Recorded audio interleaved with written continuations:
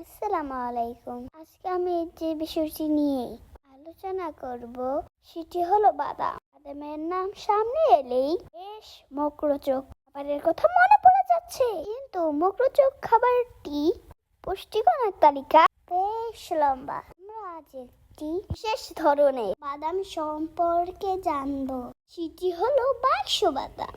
তাহলে শুরু করা যাক। সফল লাইফস্টাইলে তোমাদেরকে স্বাগতম। বাদামের যে কত রকমের জাতি আছে তা বলে শেষ করা যাবে না। আজ বাক্স বাদাম সম্পর্কে কিছু তথ্য তোমাদের সামনে তুলে ধরতে চাই।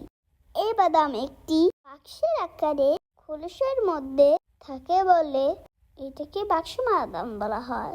বাক্স বাদামের বৈজ্ঞানিক নাম স্টারকুলিয়া ফয়েটিডা। এই গাছটি নরম ধরনের কাষ্ঠওয়ালা গাছ। এটি লম্বায় 10 থেকে 115 ফুট হতে পারে। বাক্স বাদামকে জংলি বাদামও বলা হয়ে থাকে।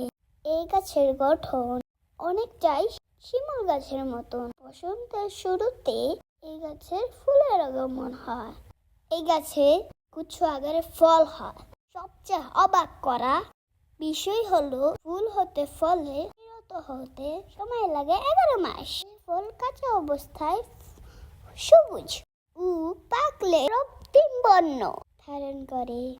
এই ফল কাঁচা অবস্থায় খাওয়া যায় না। একটা বাক্সের ভিতরে 10 থেকে 20টি বীজ হয়।